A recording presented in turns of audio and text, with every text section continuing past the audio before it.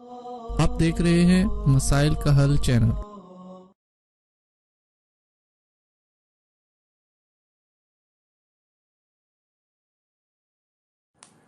بسم اللہ الرحمن الرحیم، الحمد للہ رب العالمین، والصلاة والسلام علی سیدنا و حبیبنا محمد وعلی آلہ واصحابہ اجمعین۔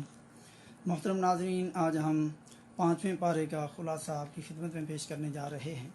5ویں پارے میں اللہ رب العزت نے فرمایا والمحصنات من النساء۔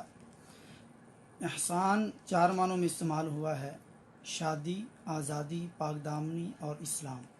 یعنی شادی شدہ عورتیں، آزاد عورتیں، پاک دامن عورتیں اور مسلمان عورتیں، مگر یہاں پہلا معنی مراد ہے کہ شادی شدہ عورتیں۔ دوسرا نمبر، پھر لونڈی اور غلام کے مسئلے پر بات کی، اور جو قیدی ہو جائیں جنگ میں ان کو یوں ہی آزاد پچھواڑے رہنے سے اور چھوڑ دینے سے فساد ہوتا، تو اسلام اس سلسلے کو پسند نہیں کرتا، اور نہ ہی اسلام نے اس سلسلے کو بند کیا، مگر غلام اور لونڈی کو زیادہ سے زیادہ حقوق دیے۔ اللہ تعالیٰ نے یہ سلسلہ بند کیوں نہیں کیا، اس کی حقیقت اللہ ہی بہتر جانتا ہے۔ تیسرے نمبر میں آیت نمبر 24 میں شیعوں کے باطل اور جھوٹے متع کا جہاں بطلان ہوتا ہے وہاں ہی اسی سے ہی حلالہ کا ناجائز ہونا ثابت ہوتا ہے۔ یہی حلالہ کروانے والے شیعہ کے متع کا تو انکار کرتے ہیں اور خود حلالہ کرتے اور کرواتے ہیں۔ اگر دونوں کی تعریف پڑھ لی جائے پھر بھی پتہ چل جائے، مگر حدیث میں متع منع کر دیا گیا اور حلالہ کرنے والے پر اللہ تعالیٰ کی لعنت کی گئی، والعیاذ باللہ۔ چوتھے نمبر پر خرید و فروخت میں رضامندی ہو اور حلال اشیاء کی تجارت ہو۔ 5ویں نمبر پر آیت 31 میں کبیرہ گناہوں کے اجتناب پر صغیرہ گناہ معاف کر دیے جائیں گے۔ 6 نمبر پر دوسروں پر اللہ کے فضل و کرم کو دیکھ کر کے اپنی حسد نہ بنائیں، یعنی ان سے حسد نہ کریں۔ کسی پر اللہ نے فضل و کرم کیا ہے تو رشک کریں، حسد اور اس کی حسرت نہ کریں۔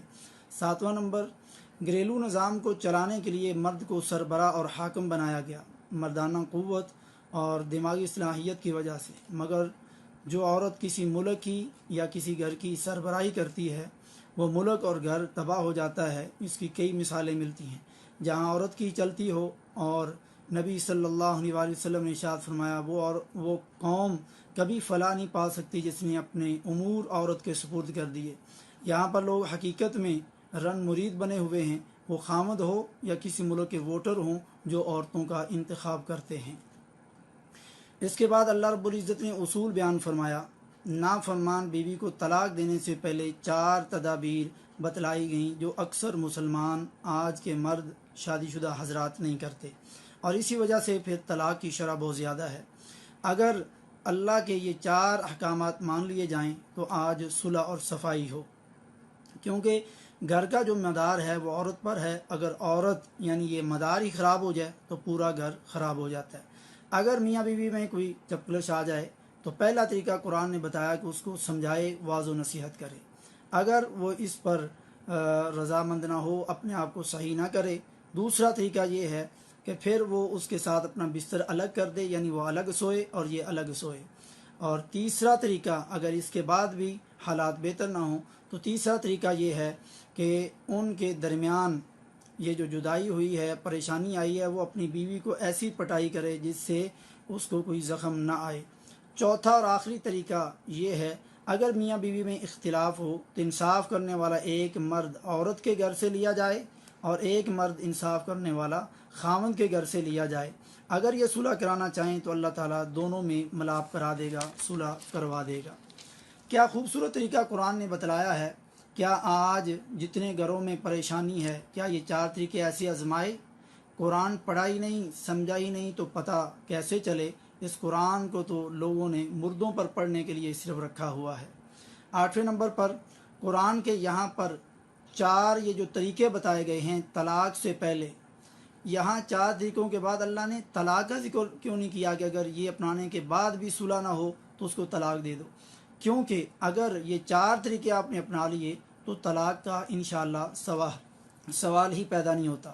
مگر ہمارے فیصلے کرنے والے بھی دونوں طرف مخلص نہیں ہوتے، وہ بھی ڈنڈی مارتے ہیں۔ اللہ ایسے لوگوں کو تباہ کرے جو گھروں کو جوڑنے کی بجائے توڑنے کی سوچ سے غلط فیصلے کرتے ہیں۔ اور میاں بیوی خود بھی جب نہیں چاہتے ساتھ رہنا تو وہ بھی ان 4 فیصلوں کو آزمائے بغیر پہلا کام طلاق کا کرتے ہیں، جو کہ بالکل آخر میں ہونا چاہیے۔ 9واں پوائنٹ، پھر سب کو ہر معاملے میں عدل و انصاف کا حکم دیا گیا تاکہ اجتماعی طور پر سب کی زندگی کامیاب اور درست ہو جائے۔ 10واں پوائنٹ، کنجوسی کرنا کافروں کی صفات میں ہے، اور قرآن میں دوسری جگہ فضول خرچی کرنا شیطان کے بھائی ہونے سے بری تشبیہ دی ہے، تو دونوں میں اعتدال کرنا چاہیے۔ 11واں پوائنٹ، ریا اور دکھاوے سے بچیں، جس سے نہ صرف اعمال برباد ہوتے ہیں بلکہ اس عمل کرنے والے کو بھی یہ عمل برباد ہونے کے بعد اس کو جہنم میں لے جاتا ہے، اور دکھاوے والے کام کرنے والے کو شیطان کا دوست کہا۔ 12واں پوائنٹ، اللہ تعالیٰ کسی پر ایک ذرہ برابر بھی ظلم نہیں کرتا، اور اگر نیکی ہو تو اس کو دگنا کر دیتا ہے۔ 13واں پوائنٹ، پھر نماز، غسل اور تیمم کے مسائل بیان کیے گئے۔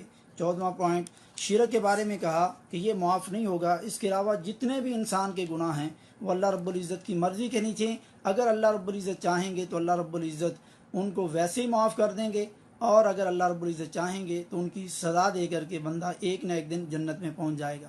لیکن اگر وہ شرک کرتے ہوئے مر گیا، یعنی شرک کیا یا اس سے توبہ نہ کی، تو ایسا بندہ ہمیشہ ہمیشہ جہنم میں رہے گا، جیسا کہ سورہ مائدہ کی 72 نمبر آیت میں اللہ نے فرمایا کہ ان پر جنت کو حرام کر دیا اور ان کا ٹھکانہ جہنم ہے، اور یہ شرک کرنے والے ظالم کی کوئی مدد اور کوئی سفارش کرنے والا نہیں ہوگا۔ اور یہی معراج کا تیسرا بڑا تحفہ ہے کہ پیارے نبی صلی اللہ علیہ وسلم کو اللہ تعالیٰ نے کہا، آپ کی امت کا وہ بندہ جو ہلاک کر دینے والے کبیرہ گناہ کر کے آ جائے، لیکن ان گناہوں کے اندر اگر شرک نہیں ہوگا تو میں سارے گناہ معاف کر دوں گا۔ یہ مسلم شریف کی 431 نمبر حدیث اور پرانا حدیث نمبر 173 نمبر ہے۔ اگر امت اس معراج کے تیسرے تحفے کو ہی سمجھ لے تو شاید کوئی بھی جہنم میں نہ جا سکے اگر اس پر عمل کر لیا جائے، مگر لوگوں نے معراج کے تحفے کو ضائع کر دیا، بلکہ ان کو پتہ ہی نہیں کہ وہ کون کون سے تحفے ہیں اور کتنے ہیں، تو عمل کیسے کرے۔ 15واں پوائنٹ، آیت نمبر 50 میں لوگ اللہ رب العزت پر بھی جھوٹ بولتے اور باندھتے ہیں، یعنی جو باتیں اللہ نے نہ کہی ہوں وہ اللہ کی طرف منسوب کرتے ہیں، اور اسی طریقے سے نبی صلی اللہ علیہ وآلہ وسلم پر بھی لوگ جھوٹ باندھتے ہیں، جو طریقے اور جو باتیں پیارے نبی صلی اللہ علیہ وسلم نے نہ فرمائی ہوں وہ پیارے نبی صلی اللہ علیہ وسلم کی طرف منسوب کرتے ہیں۔ جیسا کہ رمضان سے پہلے اکثر یہ میسج آتا رہا کہ جو بندہ یہ میسج آگے فارورڈ کرے گا، رمضان کی سب سے پہلے کسی کو مبارکباد دے گا، اس کے 60-70 سال کے گناہ معاف کر دیے جائیں گے۔ یہ جھوٹ ہے، ایسی حدیث پیارے نبی صلی اللہ علیہ وسلم نے نہیں بتائی، اور آپ نے فرمایا جس نے میری طرف ایسی بات منسوب کی جو میں نے نہ کہی ہو تو وہ اپنا ٹھکانہ جہنم بنا لے، والعیاذ باللہ۔ 16واں پوائنٹ، آیت نمبر 58 میں حکومتی عہدے ان لوگوں کے سپرد کرنا چاہیے، ان کو اختیار کرنا اور ووٹ دینا چاہیے جو اس کے اہل اور حقدار ہوں، اور اسی طریقے سے جن کے پاس امانتیں ہوں تو جن کی امانتیں ہیں حقدار لوگوں کو ہی واپس کرنی چاہیے۔ آیت نمبر 59 میں 17واں پوائنٹ، سورہ نساء کی آیت نمبر 59 میں مسلمانوں کے تمام اختلافات کا حل صرف اور صرف 2 چیزوں میں رکھا، جو خالص کتاب اللہ اور رسول اللہ صلی اللہ علیہ وسلم کے طریقے میں اور آپ کے فرمان میں، مگر لوگ ان 2 باتوں سے خوشی نہیں، کسی تیسرے کو بیچ میں لا کر اختلاف کو ختم کرنے کی ناکام کوشش کرتے ہیں، کیونکہ وہ اختلاف ختم ہی نہیں کرنا چاہتے۔ اگر اختلاف ختم کرنا ہے اور حق کو پہچاننا ہے اور تلاش کرنا ہے تو صرف یہی 2 طریقے ہیں، یہی 2 ضابطے ہیں جن کی وجہ سے آپ اپنے ان اختلافات کو ختم کر سکتے ہیں۔ اگر ان 2 ضابطوں کو چھوڑ کر کے کسی تیسرے ضابطے اور طریقے کو بیچ میں لایا جائے گا تو آپ ایڑی چوٹی کا زور لگا لو، وہ تمہارا اختلاف ختم نہیں ہو سکتا، جتنی مرضی میٹھی میٹھی گفتگو کر لیں، میٹھے میٹھے رو رو کر کے تقریریں کر لیں، تو جب تک ان 2 چیزوں کو نہ اپنایا جائے تب تک اختلاف ختم نہیں ہو سکتا۔ 18واں پوائنٹ، جو لوگ آیت نمبر 64 میں جو لوگ اس آیت میں آپ صلی اللہ علیہ وسلم کے آنے سے مراد آپ کی زندگی میں آئیں، لوگ عقیدہ رکھتے ہیں کہ مدینہ جائیں اور آپ صلی اللہ علیہ وسلم کے پاس حاضری ہو جائے اور آپ ہمارے لیے دعا کر دیں تو اللہ تعالیٰ کہتا ہے ہم نے تمہیں بخش دیا۔ دراصل یہ آیت پیارے نبی صلی اللہ علیہ وسلم کی زندگی کے ساتھ خاص ہے اور صحابہ کے ساتھ خاص ہے۔ اس میں پہلی بات یہ ہے کہ 3 جگہوں کی طرف ثواب کی نیت سے سفر کرنا جائز ہے، اس کے علاوہ کسی اور جگہ یا قبر کی طرف ثواب کی نیت سے سفر کرنے کو پیارے نبی صلی اللہ علیہ وسلم نے حرام قرار دیا۔ جو لوگ مدینہ اس نیت سے جاتے ہیں کہ وہ پیارے نبی صلی اللہ علیہ وسلم کی قبر مبارک کی زیارت کی نیت سے جا رہے ہیں، جبکہ مسجد نبوی کی زیارت دوسرے نمبر پر ہے یا وہ نیت میں نہیں ہے، تو ان کا یہ سفر ہی گناہ ہے۔ اور اگر اس آیت کے لحاظ سے دیکھا جائے تو کیا وہ پیارے نبی صلی اللہ علیہ وسلم کے پاس پہنچ گئے؟ پیارے نبی صلی اللہ علیہ وسلم نے ان کے لیے استغفار کر دیا جیسا کہ آیت کے اندر ہے؟ نہیں۔ اگر استغفار کیا تو کیا آپ کو پتہ چل گیا کہ پیارے نبی صلی اللہ علیہ وسلم نے استغفار کر دیا؟ کیا آپ شرک بھی کرتے رہیں اور نبی صلی اللہ علیہ وسلم یعنی آپ کے لیے استغفار بھی کرتے رہیں، جبکہ نبی صلی اللہ علیہ وسلم کو دنیاوی امور کا علم نہیں؟ تو لوگ یہ شرکیہ عقائد اس آیت کی بنا پر بھی کرتے ہیں، خصوصاً حج اور عمرے پر آنے والے۔ اللہ تعالیٰ سمجھنے کی توفیق دے۔ 19واں پوائنٹ، اللہ کے رسول صلی اللہ علیہ وسلم کی بات کو حرف آخر نہ ماننا ایمان کے منافی ہے۔ سورہ نساء آیت نمبر 65 میں مسلمان اور مومن ہونے کی شرط بتلائی گئی۔ اللہ تعالیٰ نے قسم اٹھا کر کے کہا کہ تم اس وقت تک مومن نہیں ہو سکتے جب تک آپس کے اختلافات میں آپ صلی اللہ علیہ وسلم کو اپنا حاکم اور فیصلہ کرنے والا نہ مان لیں۔ پھر آپ صلی اللہ علیہ وسلم جو فیصلہ کر دیں، یعنی صحیح حدیث سے جو بات مل جائے، پھر اپنے دل میں اس بارے میں تنگی اور ناخوشی محسوس نہ کریں اور فرما برداری کرتے ہوئے اس فیصلے کو جو قرآن اور حدیث سے ثابت ہو جائے اس کو قبول کر لیں۔ یہاں پر انسان کے اندر اپنے ایمان کا محاسبہ کرنے کی چیز بتلائی گئی۔ وہ اپنے ایمان کو چیک کر سکتے ہیں کہ آپ صلی اللہ علیہ وسلم کی بات صحیح حدیث یعنی نبی صلی اللہ علیہ وسلم سے جو بات صحیح ثابت ہو جائے اس کو قبول کرتے ہیں، یا نبی کی بات چھوڑ کر کے کسی اور کی بات کو وہ ترجیح دیتے ہیں۔ کیا وہ نبی کے برابر ہے جس کی نبی صلی اللہ علیہ وسلم کے مقابلے میں حدیث کو چھوڑ کر ان کی بات اور قول کی پیروی کی جاتی ہے؟ کیا وہ نبی کی طرح معصوم ہے؟ کیا وہ بھی اللہ کے حکم کے بغیر بات نہیں کرتا جس کی آپ بات نبی کی حدیث کو چھوڑ کر کے مان رہے ہیں؟ پھر نبی صلی اللہ علیہ وسلم کے اوصاف میں نبی صلی اللہ علیہ وسلم کے برابر کسی کو کیوں لاتے اور بٹھاتے ہو؟ تعصب کی عینک کو اتار کر کے قرآن ترجمہ کے ساتھ اور مختصر ہی تفسیر سے اگر پڑھ لیا جائے اور اگر حق تلاش کرنا ہے تو اللہ تعالیٰ ضرور ہدایت سے نوازے گا، جیسا کہ اللہ رب العزت نے سورہ رات کی 27 نمبر آیت میں فرمایا وَيَهْدِي إِلَيْهِ مَنْ أَنَابَ، کہ جو جھک جائے یعنی حق تلاش کرنا چاہے تو اللہ تعالیٰ ضرور اس کو ہدایت والا راستہ دکھاتا ہے۔ 20واں پوائنٹ آیت نمبر 69 میں ہدایت یافتہ کون لوگ ہیں؟ اللہ اور اس کے رسول کی اطاعت میں ہی 4 رتبے ملیں گے، ان دونوں کے ساتھ کسی تیسرے کی اطاعت کرنے والے اس سے محروم ہوں گے۔ اللہ اور اس کے رسول صلی اللہ علیہ وسلم کی اطاعت کرنے والوں کا 4 لوگوں کے ساتھ کل قیامت والے دن حشر ہوگا۔ ان میں پہلا النبیین، دوسرا والصدیقین، تیسرا الشہداء، چوتھا الصالحین۔ یہ 4 بڑے گروہوں کے ساتھ اللہ اس کے رسول کی اطاعت کرنے والے کا حشر ہوگا، کسی اور کی اطاعت کرنے والے کا نہیں۔ تو یہاں پر سب سے پہلا مقام نبیوں کے ساتھ حشر ہوگا، اور دوسرا صدیقین کا مقام ہے جو شہداء سے بھی پہلے ذکر کیا اور صالحین سے بھی پہلے ذکر کیا۔ کیا ہم نے کبھی غور کیا کہ شہداء کے کتنے فضائل ہیں اور صالحین اللہ کے نیک بندوں اولیاء کرام کے کتنے فضائل ہیں؟ لوگ ان کے ساتھ حشر کرنے کی دعائیں کرتے ہیں، لیکن اللہ نے ان دونوں کو بعد میں ذکر کیا، اور نبیوں کے فوراً بعد اگر کسی کا ذکر کیا ہے تو وہ سچے لوگوں کا ذکر کیا۔ یہاں پر بات سمجھنے کی ہے، ایک بندہ عام معاشرے میں رہتا ہے، وہ سمجھتا ہے کہ میں جھوٹ نہیں بولتا، ہمیشہ سچ بولتا ہوں، کسی کے ساتھ اونچ نیچ نہیں کرتا، تو معاشرے میں وہ بندہ بڑا اچھا مانا جاتا ہے۔ لیکن ہم نے کبھی غور کیا کہ وہ بندہ کیا اللہ کے ساتھ بھی سچا ہے؟ کیا اللہ کے رسول صلی اللہ علیہ وسلم کے ساتھ بھی سچا ہے؟ اللہ کے ساتھ سچا ہونے سے مراد کیا ہے؟ یعنی وہ شرک تو نہیں کرتا؟ کیا وہ اللہ کے علاوہ کسی اور سے مانگتا تو نہیں؟ وہ نظر و نیاز اللہ کے علاوہ کسی اور کے نام کی تو نہیں دیتا؟ کسی اور کو مصیبت اور پریشانی کے وقت مدد کے لیے تو نہیں پکارتا؟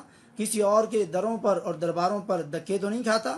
اگر یہ سارے کام وہ کر رہا ہے تو دنیا کے ساتھ وہ جتنا مرضی سچا ہو جائے وہ اللہ کے ساتھ کبھی سچا نہیں ہو سکتا، کیونکہ اس نے اللہ کی قدر کی نہیں جس طرح اللہ کی قدر کرنے کا حق ہے۔ اور پیارے نبی صلی اللہ علیہ وآلہ وسلم کے ساتھ کیا وہ سچا ہے؟ کیا پیارے نبی صلی اللہ علیہ وسلم کی بات آنے کے بعد وہ اپنی مسلک، اپنے امام، اپنے مفتی کی بات کو اس لیے چھوڑ دیتا ہے کہ پیارے نبی صلی اللہ علیہ وسلم کی صحیح حدیث آ گئی، میں حدیث پر عمل کروں گا، اپنے مسلک پر نہیں؟ اگر وہ یہ ایسا کرتا ہے تو نبی کے ساتھ سچا ہے۔ اگر وہ ایسا نہیں کرتا، پوری دنیا کے ساتھ وہ سچ بول لے لیکن اس کا شمار صدیقین کے ساتھ نہیں ہو سکتا، یہ بہت بڑی آزمائش ہے اور سمجھنے کی چیز ہے۔ 21واں پوائنٹ، کافروں ظالموں سے قتال اور جہاد کا حکم ہے، اور جہاد کے بہت سارے فضائل ہیں۔ 22واں پوائنٹ، یہ کس کا طریقہ ہے؟ ہمیں خود ہی فیصلہ کر لینا چاہیے۔ اور اس پوائنٹ میں اللہ تعالیٰ نے مسلمانوں کو یہ کہا اور پوری دنیا کے لوگوں کو یہ کہا کہ اگر وہ لوگ موت سے بچ کر کے مضبوط قلعوں اور بنگلوں میں جا کر جہاں مرضی چھپ جائیں ان کو موت آ کر کے رہے گی۔ 23वें पॉइंट में अल्लाह ताला ने फरमाया अफला यतदब्बरून अल-कुरआन अम अला कुलूबिन अक़फ़ालुहा, कि तुम अफला यतदब्बरून अल-कुरआन वलौ कान मिन इंदि गैरिल्लाह। 82 नंबर आयत में फरमाया कि लोग कुरान को तदब्बर और गौर से क्यों नहीं पढ़ते। मैं कहता हूँ कि बल्कि हमारे मुआशरे के मौलवी हज़रात इससे मना करते हैं। वो कहते हैं नहीं, ये आपको 14 इल्म नहीं आती, आपको अरबी नहीं आती, आप तर्जुमे से पढ़ोगे तो आप गुमराह हो जाओगे। नऊज़ु बिल्लाह मिन ज़ालिक। अल्लाह ताला कह रहा है कि ये बड़ी आसान किताब है। मौलाना साहब कह रहे हैं 14 इल्म के बगैर ये आपको कुरान नहीं आ सकता।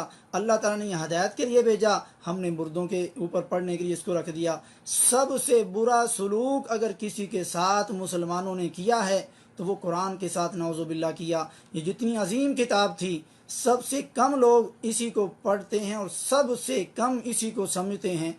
तो फैसला हम कैसे हक पर कर सकते हैं, कैसे हक पर जा सकते हैं, इस पर हम गौर कर सकते हैं। 24वें पॉइंट में अच्छी और सही सिफारिश की इजाज़त दी गई और बुरी और गलत किसी का हक मारते हुए सिफारिश करने की ममानत की गई। 85 नंबर आयत में।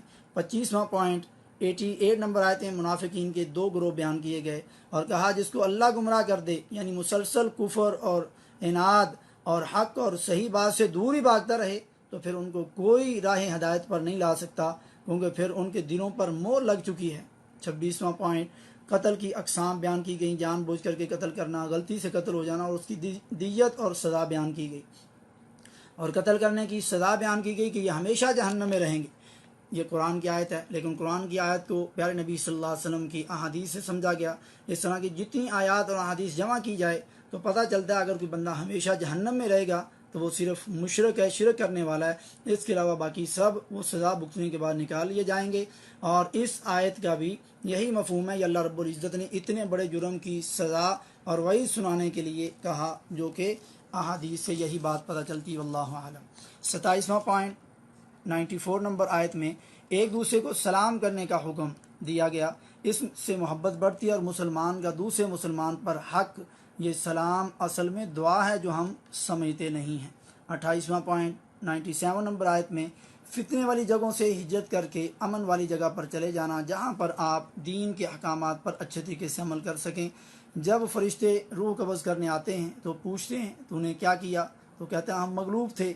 तो फरिश्ते कहते हैं कि अल्लाह की ज़मीन बहुत वसी नहीं थी, उसके अहकामात पर अमल करते हुए इस गरज से हिजरत कर जाते और अल्लाह के अहकामात पर अमल करते। 29वां पॉइंट 101 नंबर आयत में हालत खौफ में नमाज कसर करने का हुक्म और खौफ और जंग में नमाज का तरीका और है जो अक्सर मुसलमान नहीं जानते। 30वां पॉइंट 130 नंबर आयत में नमाज को मुकर्ररा वक़्त पर फ़र्ज़ किया गया और हदीस से पता चलता है कि वो अव्वल वक़्त में ज़्यादा अजर वाली और फजीलत वाली नमाज है, लेकिन अक्सर लोग इस पर अमल नहीं करते, मुकर्ररा वक़्त पर नहीं पढ़ते, उस नमाज को आखिर वक़्त में या लेट करके पढ़ते हैं। 31वां पॉइंट आयत 110, 111, 112 में गुनाह के बारे में 3 चीज़ें बयान की गई। पहली चीज़, जो बंदा गुनाह बुरा काम कर ले फिर अल्लाह से तौबा करे। दूसरा, बंदा जो गुनाह करे लेकिन वो तौबा ना करे, उसी का बोझ उसी पर है।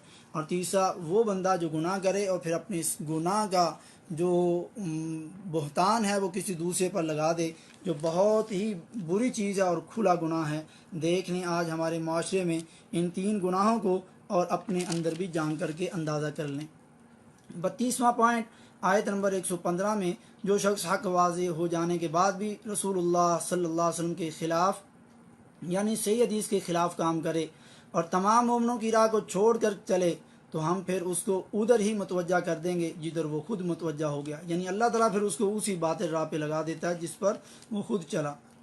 यानी हक जान कर वाज़े दलाइल आने के बाद भी अपने मसाले के पीछे ही पड़े रहना और नबी सल्लल्लाहु अलैहि वसल्लम का तरीका इख्तियार न करना, तो फिर अल्लाह रब्बुल फरमाते हैं हम इसको दोज़ख में, जहन्नम में डालेंगे, जो बहुत ही बुरी जगह है। प्यारे भाइयों, एक बात यह है कि अहादीस और अहकाम पर अमल करने में सुस्ती हो जाना तो ये अल्लाह ताला माफ़ करने वाला है। और दूसरी बात यह है कि इंसान का दिल कुछ कह रहा है, मसलक और इमाम और मुफ्ती कुछ कह रहा है, मगर कुरान और हदीस कुछ और कह रहा है, तो क्या वो दिल मसलक की बात को तस्लीम करता है या कुरान और हदीस की बात को, हक बात को? ये फ़ैसला और इम्तिहान है। हर बंदा अपने बारे में गौर कर ले, सोच ले। 33वां पॉइंट आयत नंबर 117 में پھر شرک کی بات کو دہرایا گیا۔ اللہ کو چھوڑ کر کے عورتوں کو پکارنا، جن کے نام بھی مؤنث ہے، یعنی بتوں کو یا فرشتوں کو پکارنا، دراصل یہ صرف شیطان کو ہی پوجتے ہیں، جس پر اللہ تعالیٰ نے لعنت کی ہے۔ لوگوں، شرک سے ہر صورت بچ جاؤ، اس مسئلے کو سمجھ لو، یہ کڑوی حقیقت ہے، جان لو یہی حق ہے۔ اسی وجہ سے نبیوں کو پتھر مارے گئے۔ میٹھی میٹھی تبلیغ کرنے سے پتھر نہیں پڑتے، جیسا کہ آج کل لوگوں نے صرف نیکی کے کاموں کا حکم کرنے کا طریقہ اپنایا ہے، اور لوگوں کے جو برے کام ہیں ان کو نہیں روکتے کہ جس سے دل آزاری ہوتی ہے۔ یہ طریقہ قرآن و سنت کے خلاف ہے۔ نیکی کا حکم دیں اور برائی سے روکیں۔ توحید اور شرک پر بات کرنا تو لوگ تفرقہ سمجھتے ہیں، اختلاف سمجھتے ہیں۔ میرے بھائی، اس کا مطلب یہ ہوا کہ پیارے نبی صلی اللہ علیہ وسلم 40 سال تک مکہ میں رہے۔ مکہ میں کوئی اختلاف نہیں تھا پیارے نبی صلی اللہ علیہ وسلم کی ذات کی وجہ سے، لیکن وہ کون سی بات تھی کہ 40 سال کے بعد جب آپ نے دعوت دی تو سارے کے سارے آپ کے دشمن ہو گئے۔ تو یہ توحید کی دعوت تھی اور شرک سے موڑنے کی یہ دعوت تھی۔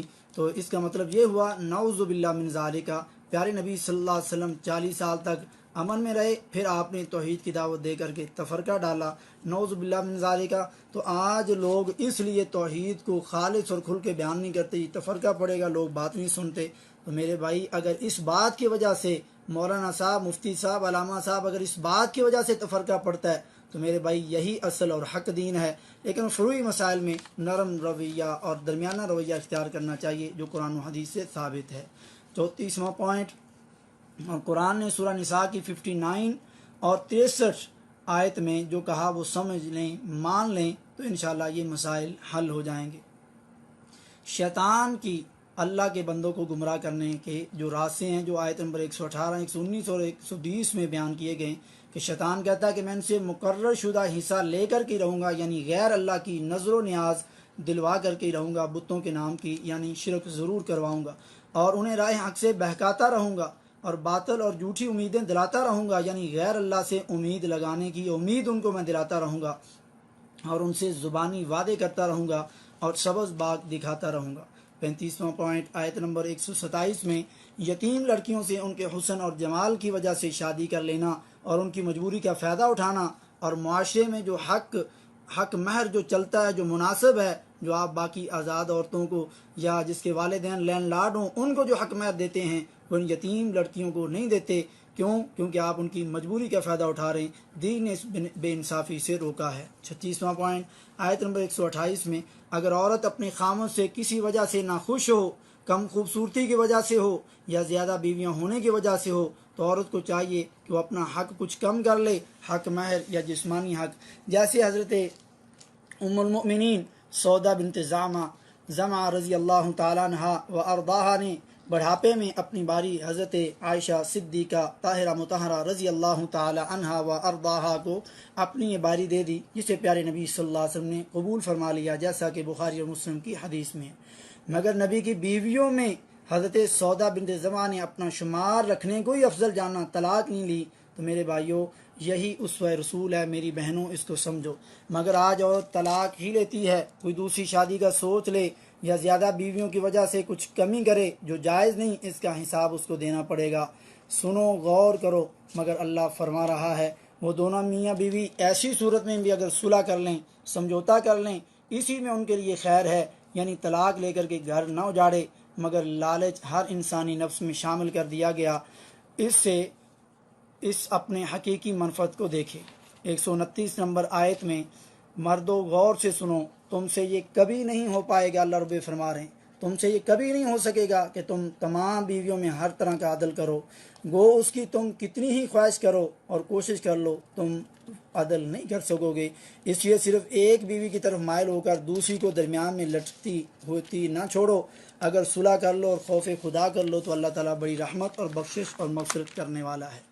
بعض دفعہ اس کے اچھے اخلاق و آداب یا خوبصورتی کی وجہ سے دلی میلان کسی بیوی کی طرف زیادہ ہو تو انشاءاللہ اس پر کوئی مواخذہ نہیں، جیسے نبی صلی اللہ علیہ وسلم کا حضرت عائشہ رضی اللہ تعالی عنہا کی طرف میلان کچھ زیادہ تھا، مگر اس کی وجہ سے باقی خواتین اور بیویوں کے ساتھ آپ نے حقوق میں کوئی کمی نہیں کی، عدل ہی کرتے رہے، اس میں کوئی کوتاہی نہیں کی۔ لیکن لوگ محبوب بیوی کی وجہ سے دوسری کو نظر انداز کر دیتے ہیں، دوسری شادی کر کے پہلی کو بھول جاتے ہیں، یہ برائی ہے، اور پھر اس پہلی بیوی کو درمیان میں لٹکتا چھوڑ دیتے ہیں، نہ اس کے حقوق پورے کرتے ہیں، نہ طلاق دیتے ہیں۔ یہ انتہائی ظلم ہے جس سے روکا گیا۔ मर्दो सुनो, प्यारे नबी सल्लल्लाहु अलैहि वसल्लम, जिसकी दो बीवियां हों तो वह एक ही तरफ ही माइल हो, यानी दूसरी को नज़रअंदाज कर दे, उसके हुकूक पूरे ना करे, तो क़यामत के दिन इस हाल में आएगा कि उसके जिस्म का एक हिस्सा साकित हो चुका होगा। वलियादु बिल्लाह। तिरमिज़ी शरीफ की हदीस है। अल्लाह मुसलमानों को हिंदुओं की रस्म की वजह से सिर्फ़ एक ही शादी पर इक्तिफ़ा करने को ख़त्म करते हुए ज़्यादा शादियाँ करने की अल्लाह तौफ़ीक दे और फिर हुकूक सही तरीके से पूरे करे और इंसाफ करे, तो ये एक बीवी की निस्बत बहुत बेहतर काम है। मगर हमारे दीनी लोग और हिंदुआना मुआशरा इसको कबूल ही नहीं करता। और कोई कहता है कि आपकी बीवी है पहली, जी है, बच्चे हैं, जी हैं, कितने हैं, बेटे भी बेटियां भी, तो फिर आप दूसरी शादी का क्यों सोच रहे हैं? तो मेरे भाइयों फिर गौर करें, अल्लाह रब्बुल इज़्ज़त ने दूसरी तीसरी शादियों का ये जिक्र क्यों किया, ये मसाइल किन के लिए बयान किए, कितनी जाहिलाना सोच है। तो फिर अल्लाह ताला ने इन सब बातों पर निशानदी क्यों करवाई? शायद 2, 3, 4 या चंद सहाबा के अलावा 1,44,000 सहाबा में से 2-4 के अलावा किसी एक सहाबी के बारे में नहीं मिलता कि उसकी एक ही बीवी हो, बल्कि 2-4 के अलावा बाकी तमाम सहाबा की एक से ज़्यादा बीवियां हैं। अल्लाह मुसलमानों को और ख़वातीन को और माशरे को अल्लाह उसके रसूल के अहकाम समझने वाला बनाए। अगर अल्लाह उसके रसूल के अहकाम आने के बाद दिल को अच्छा ना लगे, बुरा लगे, दिल में तंगी महसूस हो, तो अपने ईमान की फ़िक्र करें और सूरह निसा की 63 नंबर आयत का खूब मुताला करें। 37वां पॉइंट, आयत नंबर 135 में, ईमान वालों, हर हाल में अदल इंसाफ के तकाज़ों के मुताबिक फ़ैसले करो, चाहे इस अदल इंसाफ की वजह से उन्हें या उनके वालिदैन को या रिश्तेदारों को नुकसान ही उठाना पड़े, इसलिए नफ्स की पैरवी करते हुए इंसाफ न छोड़ना। 38वां पॉइंट, आयत नंबर 137 में, ईमान कबूल करके कुफर करना, फिर ईमान ला करके दोबारा कुफर करना, फिर अपने कुफर में बढ़ जाना, यकीनन अल्लाह ताला ऐसे लोगों को नहीं बख्शेगा। 39वां पॉइंट, आयत नंबर 139 में, फिर काफरों के साथ मिल करके मुसलमानों को छोड़ करके काफरों को अपना दोस्त बनाते फिरते हो, क्या उनके पास इज्जत तलाश करते हो? इज्जत और जिल्लत अल्लाह के पास है, मगर आज अक्सर मुसलमान बड़े छोटे इसी चीज़ में पड़े हुए हैं और कुफ़ार से मरगूब होकर के अपने तरीके छोड़ बैठे हैं। अल्लाह ताला हम सब पर रहम फरमाए। 40वां पॉइंट, आयत नंबर 140 में, जहाँ अल्लाह की आयत और उसके रसूल सल्लल्लाहु अलैहि वसल्लम के तरीक़ों का मजाक उड़ाया जाए, वहाँ ना जाओ, वहाँ ना बैठो। आयत नंबर 41वां पॉइंट, आयत नंबर 142 में, मुनाफिक लोग नमाज में खड़े होते हैं तो बड़ी सुस्ती और काहली का मुजाहरा करते हैं। गौर कर लें हम अपनी नमाज़ों का और अंदाज़ा कर लें। 42वां पॉइंट, 145 नंबर आयत में, अपने दीन के मामले में कलमा नबी का पढ़ना, तरीके किसी और के मानना, यानी मुनाफिकीन, तो ऐसे लोगों को जहन्नम के सबसे निचले दर्जे में डाला जाएगा। वो किसी भी मामले में, दीनी मामले में मुनाफिकत कर रहे हों, सो जिन्होंने तौबा कर ली, मरने से पहले अपने अमाल की और इस हालत को बेहतर और दुरुस्त कर लिया और खुदा की रस्सी को मजबूती से थाम लिया, यानी इख्तिलाफ से बच गए, जुड़ गए और मुत्तहिद हो गए और अल्लाह के दीन के लिए हकीकत में मुखलिस हो गए, तो अल्लाह ऐसे लोगों को बहुत ज़्यादा अजर देगा। 43वां और आखिरी पॉइंट, अज़ाब इलाही से बचने के 2 उसूल। अल्लाह ताला अपनी मोहब्बत का इजहार करते हुए फरमाता है कि अल्लाह ताला तुम्हें सज़ा दे कर के क्या करेगा अगर तुम शुक्रगुजारी करते रहो, यानी हक़ आ जाने के बाद उस पर अमल करो और इस हदायत वाली खुसूसी नेमत का शुक्र अदा करो और ईमानदार रहो, तो अल्लाह ताला बहुत कदरदान है और पूरा इल्म रखने वाला है।